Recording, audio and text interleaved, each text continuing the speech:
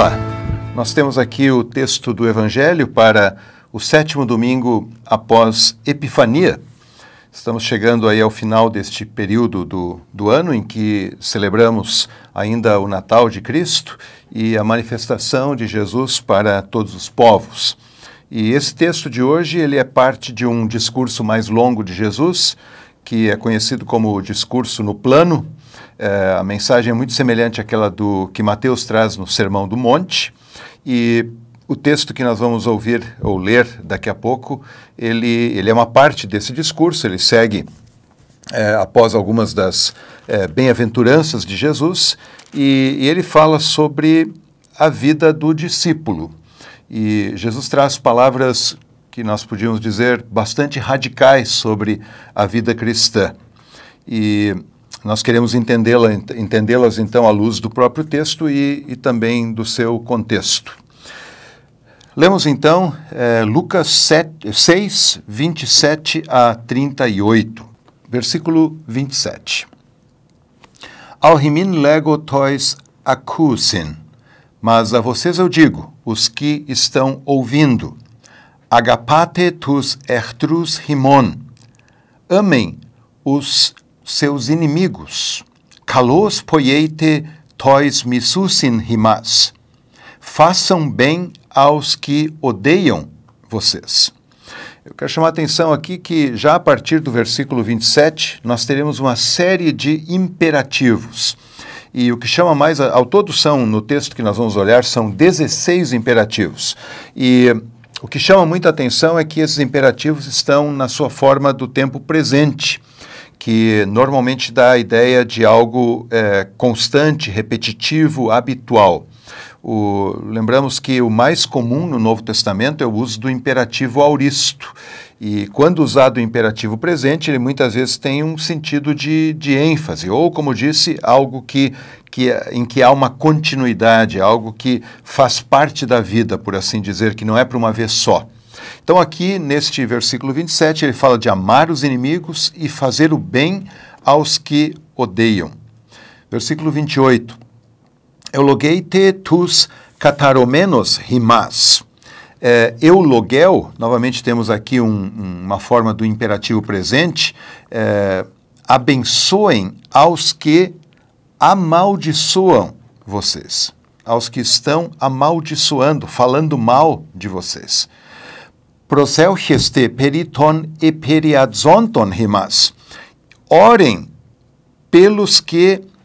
Eperiatso é o verbo aqui usado, ele é um verbo raro, ele é usado apenas aqui neste texto e na primeira carta de Pedro, no capítulo 3, 16, e significa insultar, falar mal de alguém. Então, orem por aqueles que os insultam, que estão insultando vocês. É significativo o uso desse verbo também lá na primeira de Pedro, quando o apóstolo fala exatamente da situação da vida de um cristão que é mal falado, que é perseguido através de palavras, não por fazer o mal, mas por fazer o bem. E aqui Jesus diz, orem por aqueles que estão fazendo isso, orem por aqueles que os estão insultando. Versículo 29, to tiptonte se epiten siagona pareche kai ten alen. Ao que bate, ao que espanca. Este verbo aqui, tipto, é um verbo usado para um ataque violento contra alguém. Então, ao que te espanca na tua face, literalmente, siagona é a mandíbula, então, ao que bate na tua face, na tua mandíbula, pareche, entrega, oferece, mostra também a outra. Kaiapotu airontos su to himation, kaiton hitona me colices. E ao que toma de ti a veste, airo aqui no sentido de pegar, tirar, ao que toma de ti a veste, também a túnica não retenhas. Versículo 30, panti aitunti sedidu, kaiapotu airontos tasa me apaitei. A todo que te pede, dá. Temos aqui uma forma do verbo didomi no imperativo presente, dá, entrega. E daquele que te toma as tuas coisas, tassa. Nós temos aqui esse pronome possessivo, as coisas que te pertencem, não peças de volta. Me apaitei. Este verbo apaitel também é um verbo bastante raro, ele é usado somente 2 vezes no Novo Testamento, mas ele dá a ideia de pegar de volta aquilo que lhe pertence. Então, a todo aquele que te pede algo, dá, e da parte daquele que te tira as tuas coisas, não peças de volta. Bastante radical, bastante radicais as palavras de Cristo aqui. Versículo 31. Kai katos telete hina poiosin himin hoi anthropoi, poiete autois homoios. E conforme vocês querem que os homens façam para vocês, façam para eles semelhantemente. Versículo 32, Kai ei agapate tus agapontas himas, poia himin haris estin. E se vocês estão amando, se vocês amam aos que amam vocês, poia himin haris estin. Essa é uma expressão um tanto complicada de traduzir. Literalmente seria, de que tipo para vós é graça? As traduções, normalmente, as versões em português, traduzem isso aqui como que recompensa haverá para vocês. Então, traduzem o termo haris como recompensa. Isso é uma possibilidade, então ficaria, se vocês amam aqueles que amam vocês, qual é a recompensa que vocês têm? Né? De que tipo de recompensa há para vocês? Por outro lado, se nós quisermos manter aqui o sentido de haris como graça, como algo gratuito, talvez poderíamos entender isso aqui de uma outra maneira. Se vocês amam aqueles que amam vocês, de que tipo de graça é essa que existe para vocês? Talvez numa referência ao fato de que o discípulo de Cristo recebe da parte de Deus tudo de graça. E por causa da graça de Deus, ele também é capaz de amar não apenas aqueles que os amam, mas também aqueles que foram mencionados antes, que odeiam, os que os perseguem, os que falam mal. É uma possibilidade, ainda que, como disse, a maioria das traduções opta por entender aqui haris como algo como uma recompensa que é dada. Que recompensa que há para vocês? Continuando o versículo 32, Kai gar hoi amartoloi tus agapontas au tus agaposin, pois também os pecadores amam aos que os amam. Em outras palavras, se vocês amam somente aqueles que amam vocês, isso não difere em nada, não há nenhuma recompensa ou não há nenhuma graça nisso, pois também aqueles que não creem, os hamartoloi, os pecadores, eles também fazem isso para aqueles que os amam. É a coisa natural do ser humano fazer o bem e amar aquele que faz o bem para si. Versículo 33, Kai gar ean agatopoiete tus agatopoiuntas himas, poia himin haris estin. E, pois também, se vocês fazem o bem aos que lhes fazem o bem, qual a recompensa que vocês têm, ou de que tipo de graça é para vocês? Kai hoi amartoloi to auto poiusin. Também os pecadores fazem a mesma coisa. To auto, o mesmo, a mesma coisa. Versículo 34. Kai ean danisete. Nós temos aqui uma forma desse verbo danitzo, emprestar. E se vocês emprestam para quem el pizzete laben, para quem vocês esperam receber, e aqui laben é um infinitivo auristo do verbo lambano, normalmente o sentido é pegar, tomar, receber. Dentro do contexto ele poderia ser traduzido como receber de volta. Então, se vocês emprestam para quem vocês esperam receber de volta, poia himin haris estin. Novamente aquela mesma expressão. Qual é o tipo de recompensa que há para vocês, ou qual é a graça que há para vocês? Kai hamartolois danissusin, hina apolabosin ta isa. Pois E aqui, novamente, Jesus faz a comparação com os pecadores, ele faz uma distinção, então, aqui, alguém poderia dizer pecadores são todos, também os discípulos de Jesus, isso é verdade, mas na linguagem de Jesus, ele toma aqui o termo hamartoloi como aqueles que não são seus seguidores, como aqueles que não creem nele. Também eles, os pecadores, emprestam aos pecadores a fim de receberem de volta, aqui nós temos apolambano, receber, tomar de volta, as coisas mesmas, as mesmas coisas. Então, novamente, o argumento de Jesus é, se você amar e fizer o bem e emprestar para aqueles que são bons para você, bom, isso em nada irá diferir daquilo que os descrentes também fazem na sua vida diária. Versículo 35, plen agapate tus echtrus hemon, kai agatopoiete, kai danitsete meden apelpizontes.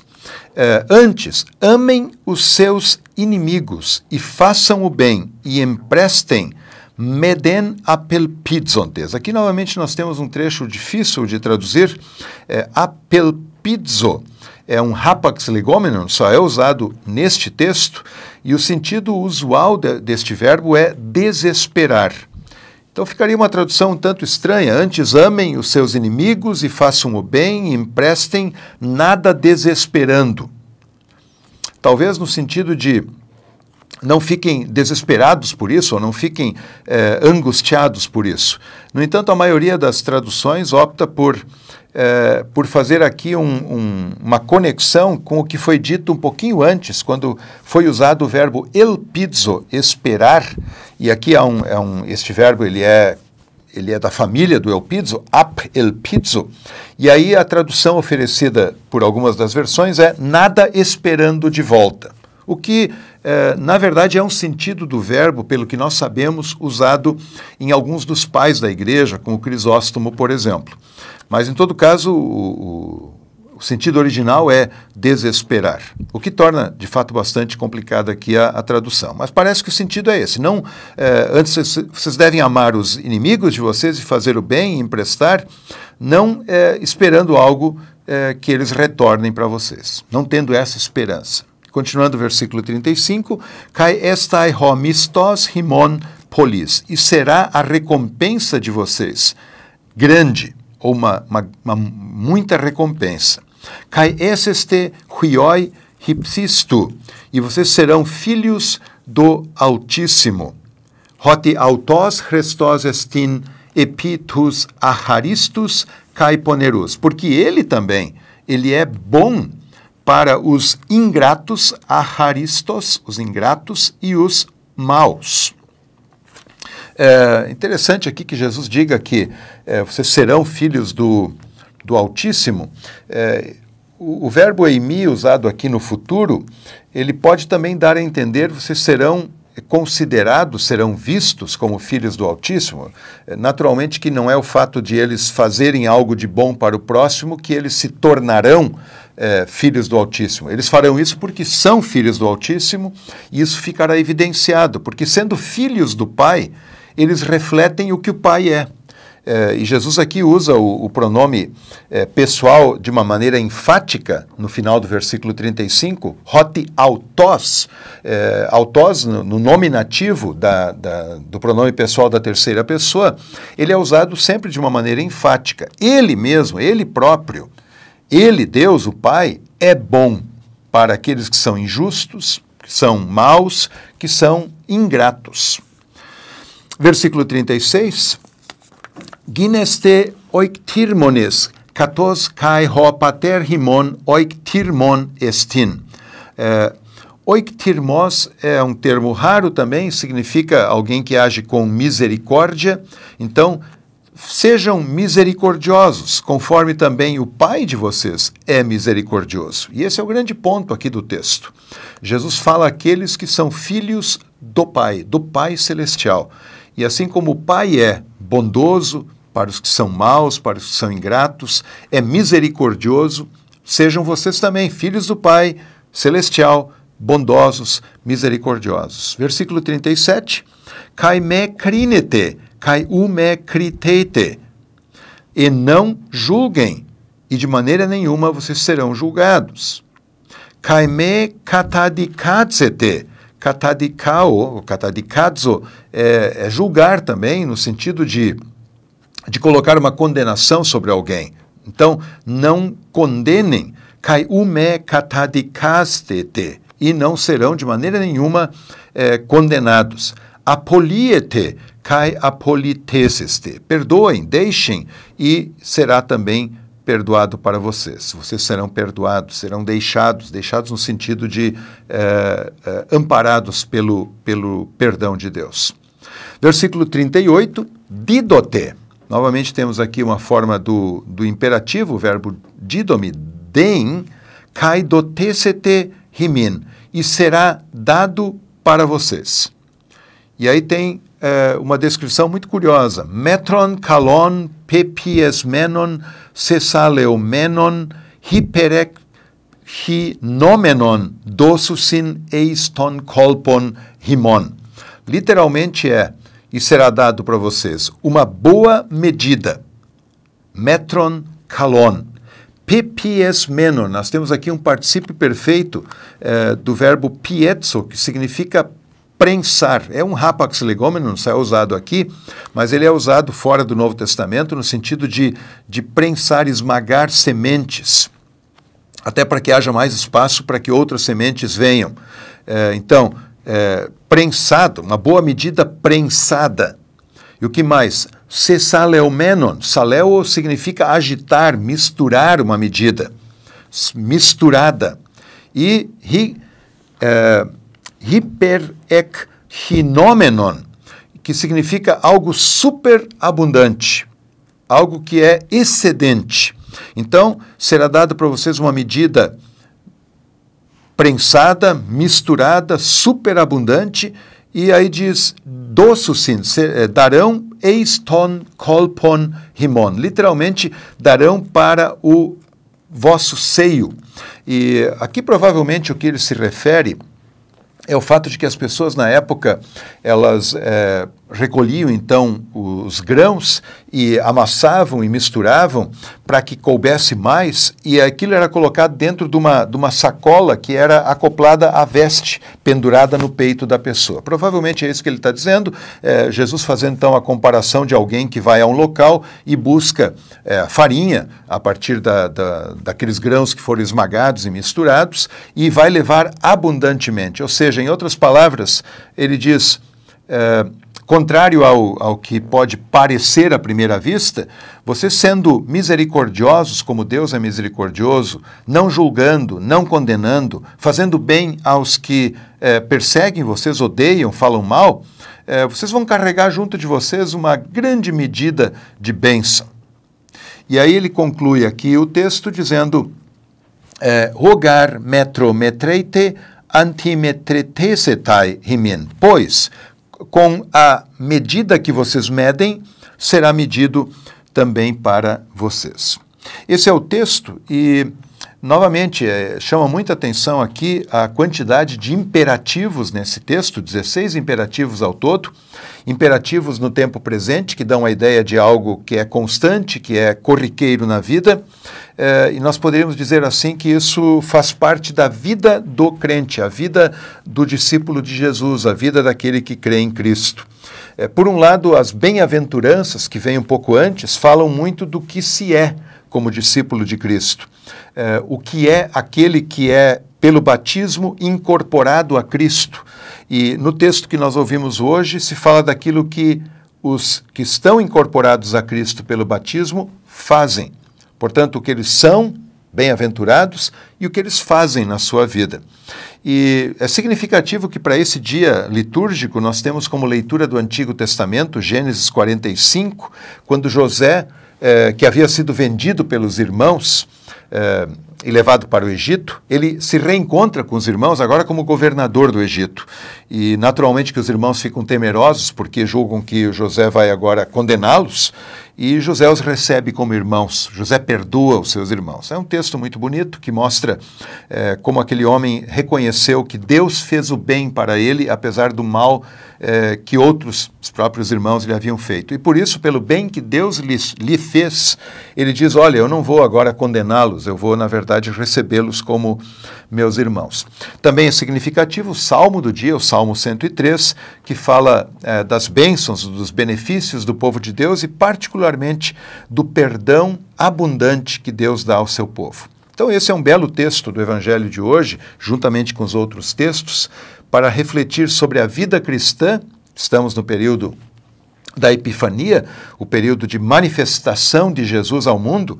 A vida cristã manifesta o amor de Deus. Um amor que é radical, um amor que vai além de qualquer entendimento e que se reflete também na vida dos que creem em Cristo, dos que foram incorporados a Cristo por meio do batismo.